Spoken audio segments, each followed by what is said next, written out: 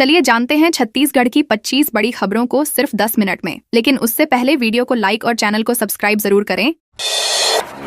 रायगढ़ में दूसरी बार पकड़ाई अफीम की खेती। छत्तीसगढ़ के रायगढ़ जिले में एक बार फिर अवैध अफीम की खेती का मामला सामने आया है। लैलूंगा थाना क्षेत्र में करीब 50 डिसमिल जमीन पर अफीम उगाई जा रही थी। सूचना मिलते ही पुलिस ने मौके पर पहुंचकर कार्रवाई की और जगतराम नाग मनोज नाग को गिरफ्तार कर लिया, जबकि साधाराम नाग फरार बताया जा रहा है। पूछताछ में सामने आया कि आरोपी पत्थल गांव के एक व्यापारी से बीज लाकर खेती कर रहे थे। 17 दिनों में यह 5वां मामला है, जिससे प्रशासन की चिंता बढ़ गई है। वहीं इस मुद्दे पर राजनीतिक बयानबाजी भी तेज हो गई है। छत्तीसगढ़ में 25 मार्च से देश का पहला ट्राइबल गेम्स। छत्तीसगढ़ 25 मार्च से 3 अप्रैल तक देश के पहले खेलो इंडिया ट्राइबल गेम्स 2026 की मेजबानी करने जा रहा है। यह आयोजन रायपुर, जगदलपुर और सरगुजा में होगा, जिसमें देश भर से 2000 से अधिक आदिवासी खिलाड़ी हिस्सा लेंगे। प्रतियोगिता में एथलेटिक्स, फुटबॉल, हॉकी, वेटलिफ्टिंग, तीरंदाजी, तैराकी और कुश्ती जैसी 7 प्रमुख स्पर्धाएं होंगी। इसके अलावा मल्लखंभ और कबड्डी को डेमो खेल के रूप में शामिल किया गया है। इस आयोजन का उद्देश्य आदिवासी प्रतिभाओं को राष्ट्रीय मंच देना और खेलों के प्रति जागरूकता बढ़ाना है।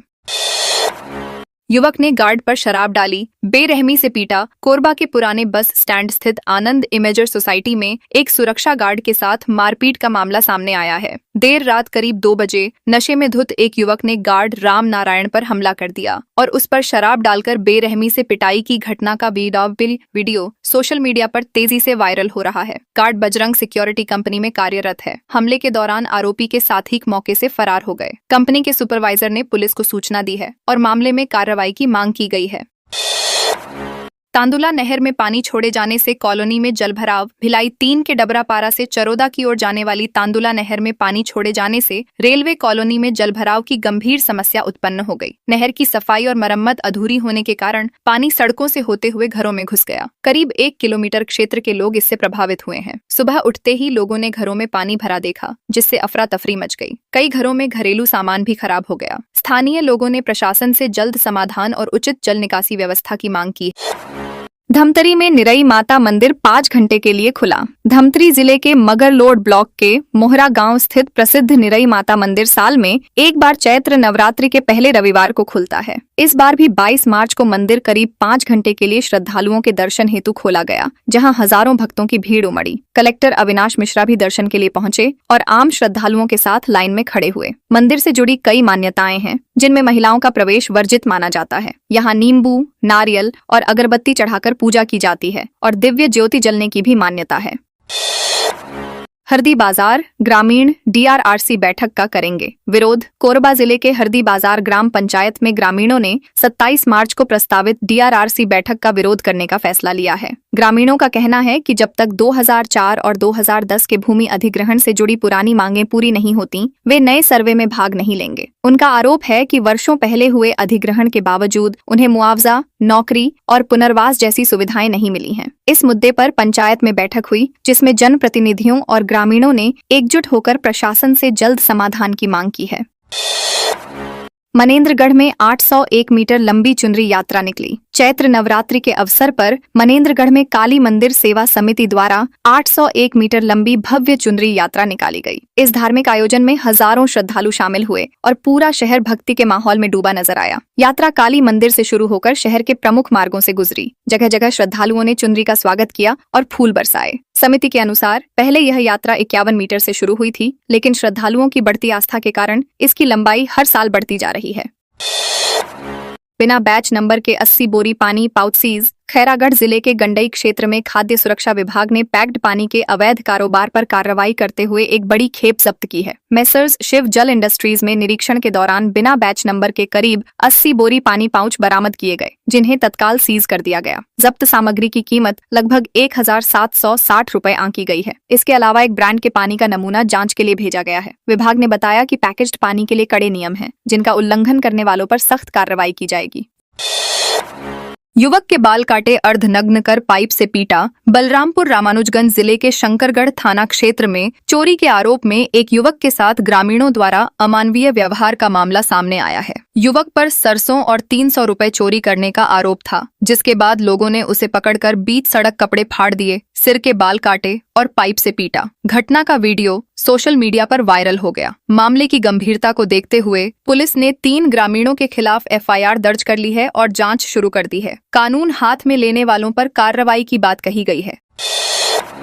कंपानी में करहणी धान से किसान की नई पहचान। कोरिया जिले के सोनहत विकास खंड के सुंदरपुर पटेलपारा के किसान लक्ष्मी नारायण राजवाड़े ने करहणी धान की खेती कर नई पहचान बनाई है। यह किस्म कम पानी में तैयार हो जाती है, जिससे सिंचाई का खर्च कम होता है। लक्ष्मी लगभग 10 एकड़ जमीन में इस धान की खेती कर रहे हैं और तालाब के पानी से ही पूरी फसल तैयार कर लेते हैं। बारिश कम होने की स्थिति में भी यह फसल प्रभावित नहीं होती। इस नवाचार से उनकी लागत घटी है और उत्पादन बेहतर हुआ है, जिससे अन्य किसानों के लिए भी यह एक प्रेरणा बन रहा है।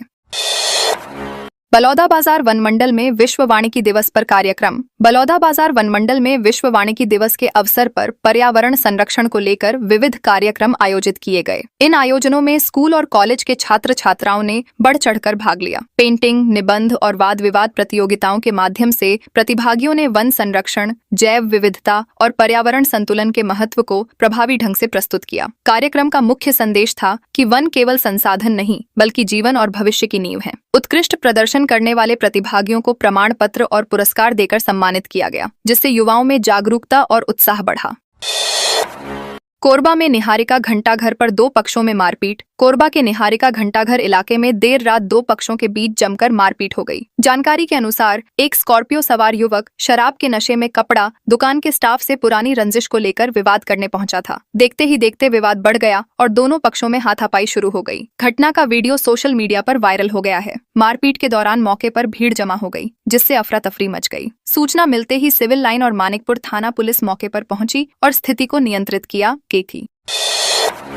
पलारी में 28 आदिवासी जोड़ों का सामूहिक विवाह। बलौदाबाजार के पलारी विकासखंड के ग्राम ओढ़ान में आयोजित सामूहिक विवाह कार्यक्रम में मुख्यमंत्री विष्णु देवसाय शामिल हुए। इस दौरान उन्होंने 28 आदिवासी जोड़ों को आशीर्वाद देकर उनके सुखद वैवाहिक जीवन की कामना की। मुख्यमंत्री ने कहा कि सामूहिक विवाह समाज को एकजुट करने का प्रभावी माध्यम है और इससे सामाजिक समरसता को बढ़ावा मिलता है। उन्होंने आदिवासी समाज के विकास के लिए सरकार द्वारा चलाई जा रही योजनाओं का भी उल्लेख किया। कार्यक्रम में बड़ी संख्या में ग्रामीण और जनप्रतिनिधि मौजूद रहे, जिससे आयोजन उत्साहपूर्ण माहौल में संपन्न हुआ।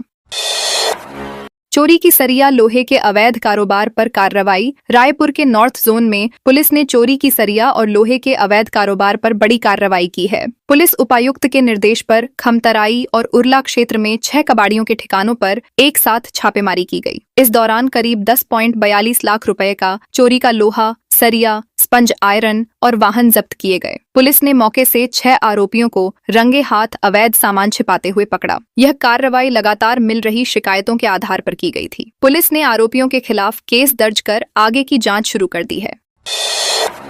नए संचालनालय के प्रस्ताव को मिली प्रशासनिक स्वीकृति। प्रदेश में कृषि इंजीनियरिंग का अलग संचालनालय बनाने के प्रस्ताव को प्रशासनिक मंजूरी मिल गई है। अब फाइल वित्त विभाग को भेजी गई है, जहां से अंतिम स्वीकृति के बाद इसकी स्थापना की प्रक्रिया शुरू होगी। इस संचालनालय का मुख्य उद्देश्य किसानों को आधुनिक कृषि यंत्र सस्ती दरों पर उपलब्ध कराना है, जिससे खेती की लागत घटे और उत्पादकता बढ़े। यह कृषि विभाग का तीसरा संचालनालय होगा। सरकार का मानना है कि इससे ग्रामीण क्षेत्रों में रोजगार के नए अवसर भी पैदा होंगे और खेती में मशीनीकरण को बढ़ावा मिलेगा।